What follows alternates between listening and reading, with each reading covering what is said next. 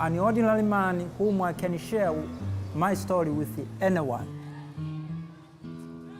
I remember when I was born, my mother was asked by the community members to poison me.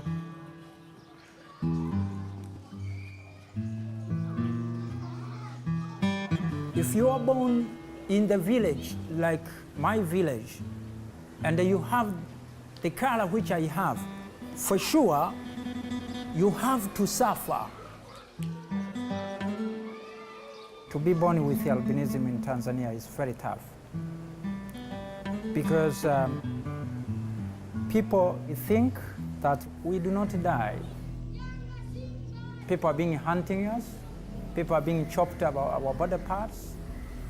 We are being isolated because of our skin color. People used to call us Zeru Zeru, which means ghost.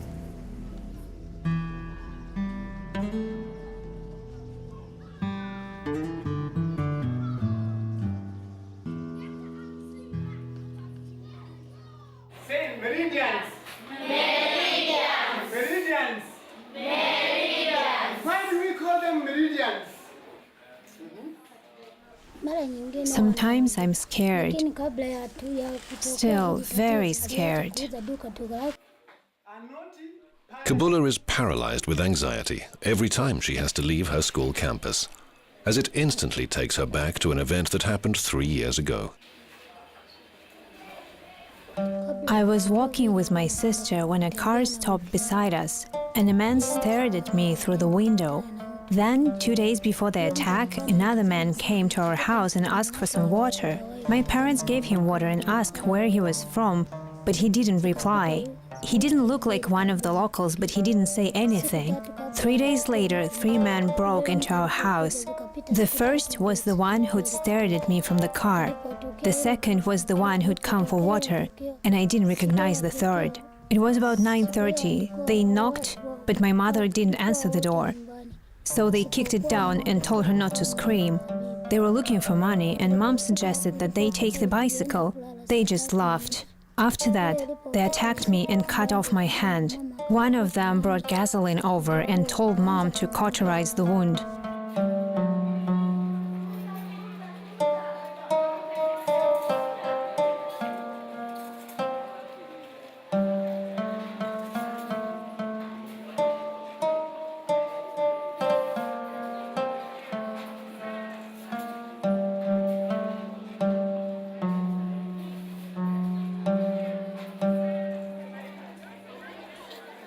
Kabula's attack may actually have ensured her a better future than most albino Africans.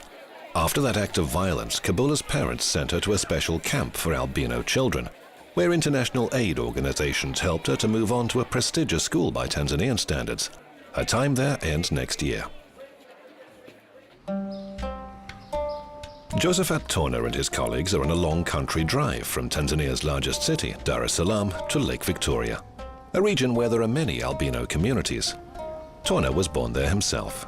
It is a tough journey because I needed to travel and you know, it's you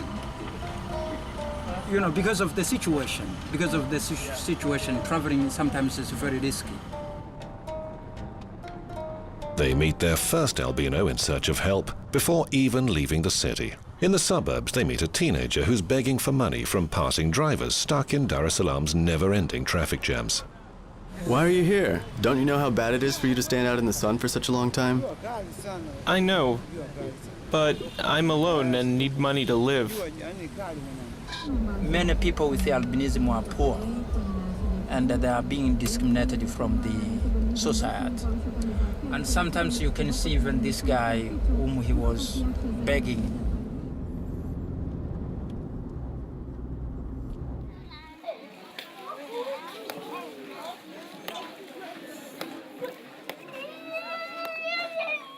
Every day at school is the same for the albino children.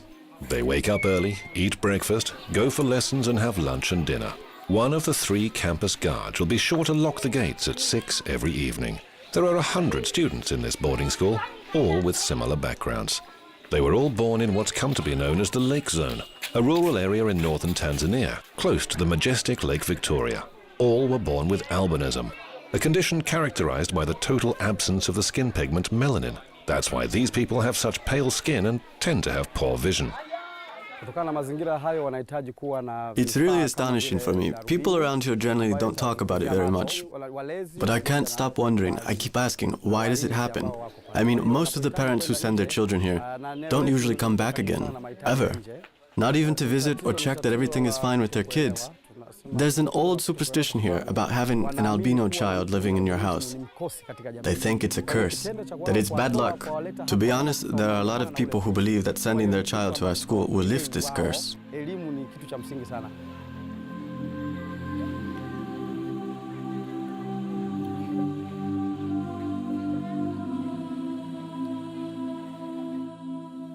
Kwa hii ni 4 jumlisha 6. Sasa sikizeni.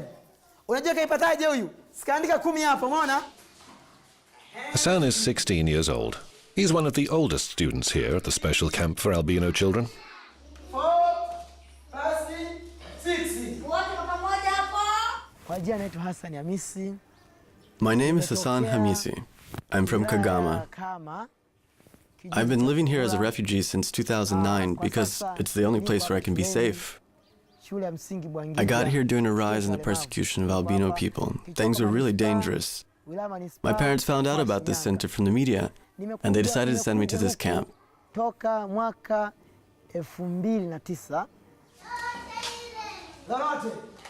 Hassan finished elementary school long ago and should have left this educational institution. But somehow the teenager persuaded the authorities to allow him to stay. And now he works every day as an assistant to a primary school teacher. Hassan, who was orphaned last year, has no illusions about what he could expect beyond the protected boundary of the camp. When my parents saw that their baby was an albino, they were completely shocked. They asked the doctors what was wrong with me. They just wanted to figure it out. One of the doctors in the hospital explained that this is a normal condition, actually. My mother loved me a lot, but when I went to school, I caused a lot of trouble and a lot of problems for her. My classmates were really frightened of me. They were too scared even to touch me. They said that if they touched me, I would just start bleeding, or maybe even just disappear completely.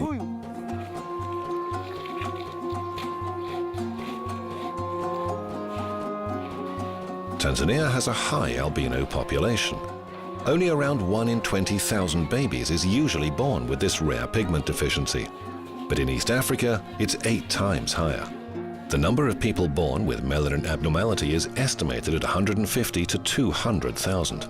In the more remote regions of Tanzania, a white-skinned child represents a stigma on the whole family.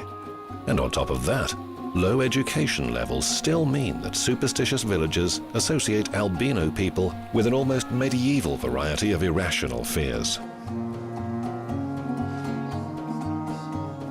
To be born in Africa, and if you have a different color in Africa, especially white, and you are there for thousands of thousands, those who are black, really is an issue. Many people didn't understand well about albinism. People thought that I am ghost, and sometimes people thought I'm less human beings.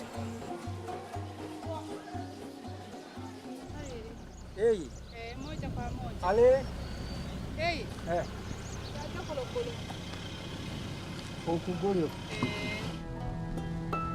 The start of the 21st century saw a widespread breakout in albino hunting.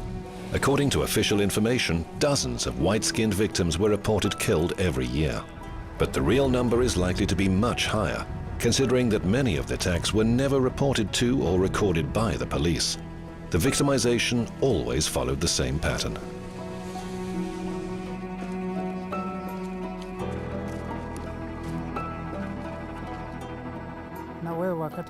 So, tell me, how did it happen? It was about 8:30 in the evening on July 26, 2009. The dogs outside the house started barking when I was putting my daughter to bed. At 8:40, someone started knocking down the door. 3 men broke in and grabbed my husband. They were carrying 2 machetes and an axe, and they told me not to scream or they'd kill me. Then they immediately started chopping my husband into pieces, right there in front of me. One of them cut off his ear, another cut off his leg. It was as if they were butchering a cow. One of the kids started screaming, and a man yelled, "Shut your child up or we'll kill you all." The neighbors heard everything, but no one came to help. Everybody was just too scared. After witnessing her husband's gruesome death, Maria had to raise 5 children on her own. She left her house and settled for a mud hut. A year ago, the police called her. A criminal investigation had found the men suspected of her husband's murder. Maria recognized all 3 of them. During the court hearing, they explained that a local witch doctor had instructed them to deliver various albino body parts.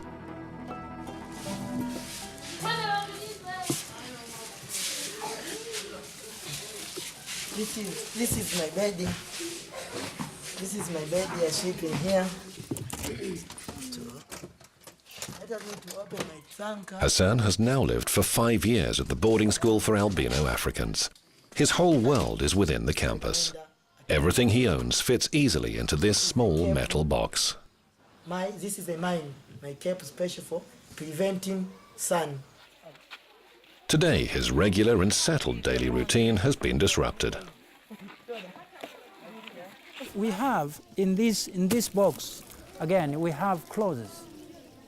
Clothes, this will be used. As you know, many children are the parents are bringing them here, but they do not have enough equipment, enough clothes. So we thought we have to give to the children. Local authorities were shocked by the wave of albinos being murdered in the 2000s. In that situation, the government had to set up a number of camps whereby these children would be taken care of. And this Buhangiji Center is one of such centers with a population of about 248 children with albinism. What we are missing now is inclusion. If you send me to the camp today, it's really that is exclusion. Because I would like to live like other people, the way how they live in the community. But we are missing. If you see children, like the children with albinism are in the camp, it's really you cannot believe. It's an unbelievable story, but it's a true story.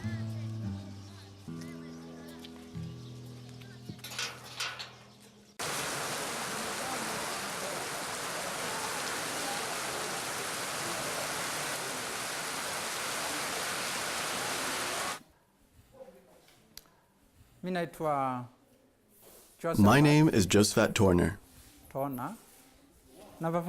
Who do you think I am? Look, I'm white and he's black. But I'm a human being too, just like you. You're a ghost. Me? A ghost? Yeah, you're a ghost.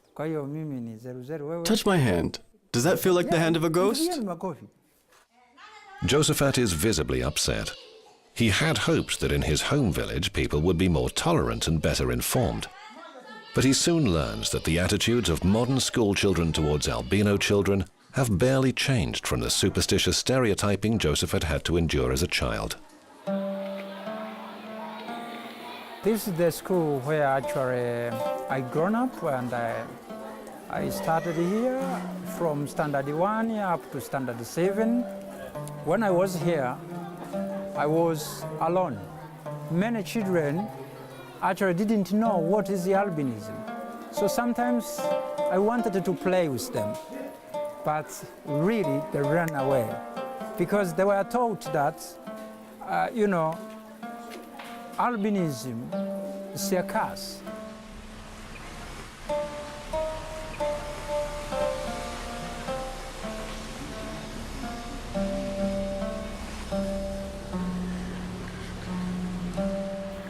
This is where I live. It's my corner.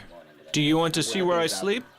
A tiny 2-square-meter spot of land in the open air is what 50-year-old Saeed calls home. For 3 years, he's been forced to live with his sister and at her expense because he can no longer find work. Said has become virtually disabled simply by the color of his skin.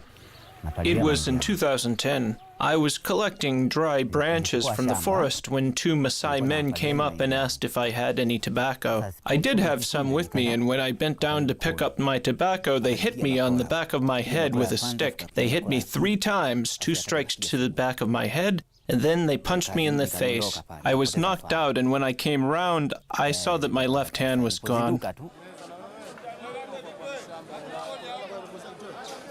Said's attackers were never found. His severed left hand was probably traded on the thriving underground market, where albino body parts are highly valued by local witch doctors.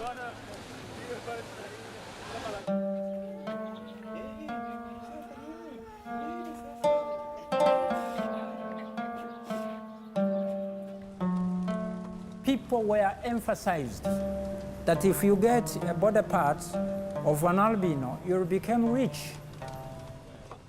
The body parts of people with albinism are being found today witch doctors.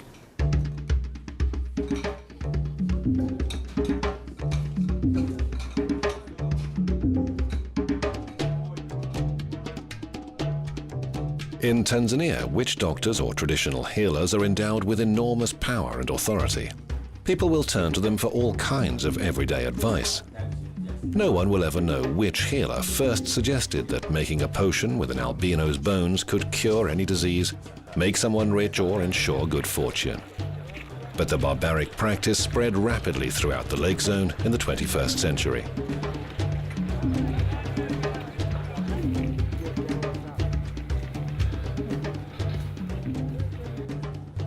During their travels, Josephat and his colleagues had the rare opportunity to talk to Mrs. Juma, one of the region's most powerful and influential witch doctors. Juma's body is said to be possessed by the spirit of her long-departed grandmother whenever she falls into a trance, and so here she claims to be speaking on behalf of her grandmother.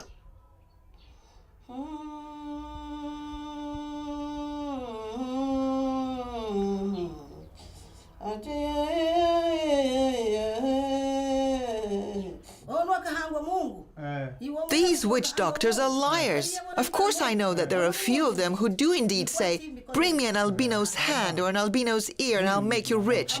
But this is not magic. This is just fraud. But I never told any of them to do so. They made it up themselves. Now they make money out of it. Personally, I only use traditional magic. And for our craft, we never use methods like that.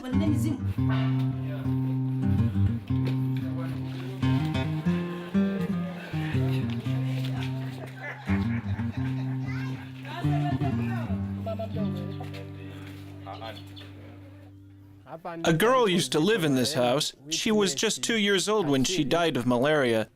The undertakers at the local cemetery refused to bury her there because they were scared that if anyone raided her grave, they'd be held to blame. And so the parents had to bury her inside their home. When asked, they just said that they'd buried their daughter a long time ago and wouldn't say where. That was because shortly before this, in the neighboring village, an albino's grave was dug up and the body was dismembered. Yusuf also lived in a small village. For several years, he remained in constant fear. When a teenage albino was mutilated in my village and had his leg cut off, I was really scared. For my own protection, my family decided that I should sleep under Granddad's bed at night instead of my own bed. It was awful. I always carried a machete with me, but I didn't really have any problems.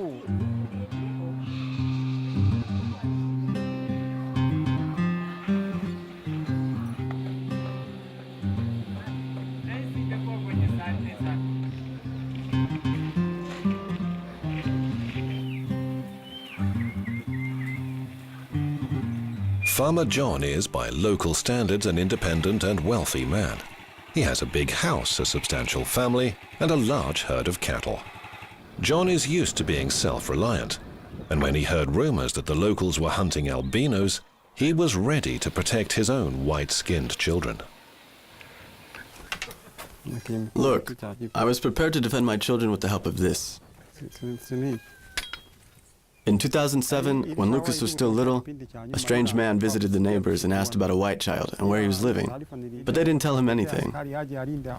He went away and never came back, but I was so terrified, so worried, that I used to keep my spear and machete at my side at all times. In addition to the headhunters and witch doctors, albinos also face another eternal enemy, the sun. Because of the lack of pigmentation, their skin has no protection from harmful ultraviolet light. Statistically, 85% of albinos will die before reaching the age of 40. Most will fall victim to skin cancer.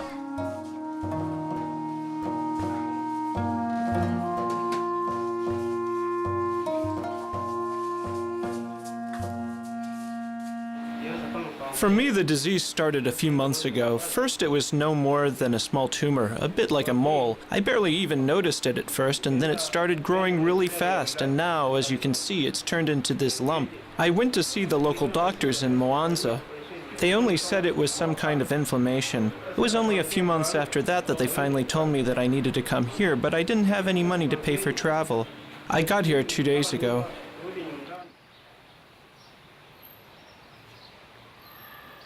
This hospital in Dar es Salaam is the only clinic in the whole country able to use modern methods to treat skin cancer, radio and chemotherapy. The treatment is free, but relatively few albinos can make the journey. Now we see an increase in the number of cases of cancer in the albinos. They come with an advanced cancer. Like you can see this patient, he had spent almost 6 months going back and forth. That's why the cancer advanced, whereby the treatment for cure is very challenging.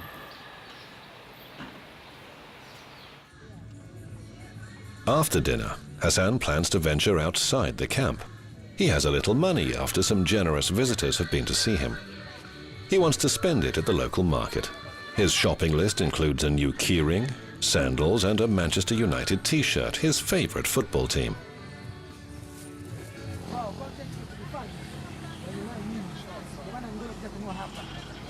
Until the evening, when the harmful sun sets, he'll study English. This is a summary, geography. Geography is a study of money and the surrounding our environment. Hassan hopes that knowledge will be useful because, sooner or later, he knows he'll have to leave the camp. As he drifts off to sleep, his dreams are just the same as many other African children. One day, Hassan wants to be rich. I can't imagine what my future will be like when I leave the camp, but I would very much like to become a businessman. I need some startup money for this, but I'm an orphan, and unfortunately, I'm not on very good terms with my other relatives. They're ashamed of me because of the color of my skin. I have nowhere to go. I thought of becoming a musician, but that's not likely to work out. Kabula will finish school in a year and has to make an important life decision. Her dreams are not the same as Hassan's. She doesn't want riches. She dreams of justice. I want to be a lawyer and help other people like me, other albinos, to protect them. The 3 men who attacked Kabula and severed her arm were arrested. She saw them in court and now says she's forgiven them. I was sitting directly opposite them and they didn't say a thing. I also kept my silence. I know that they only did what they did to escape poverty. All they wanted was some money. I looked at them and I felt sorry for them.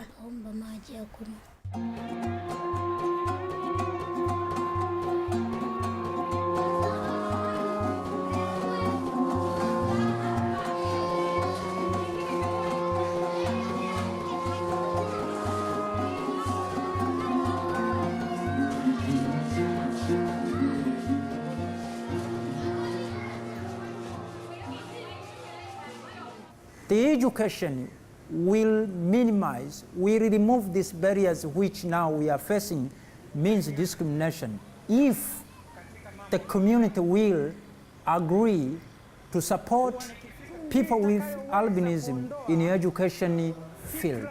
But If not education, for sure, this group is still behind of the world. Josephat has returned to Dar es Salaam after his long trip through the lake zone. He plans to go back to the north again after a while. He sees educating people and giving lectures as his mission in life, and never tires of repeating the same facts over and again. Okay. Asante.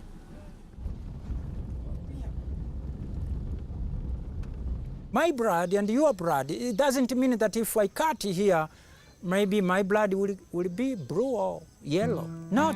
My color has forced me to be a refugee in my home country because of my color. What I'm looking as Josephat, I'm looking for a justice.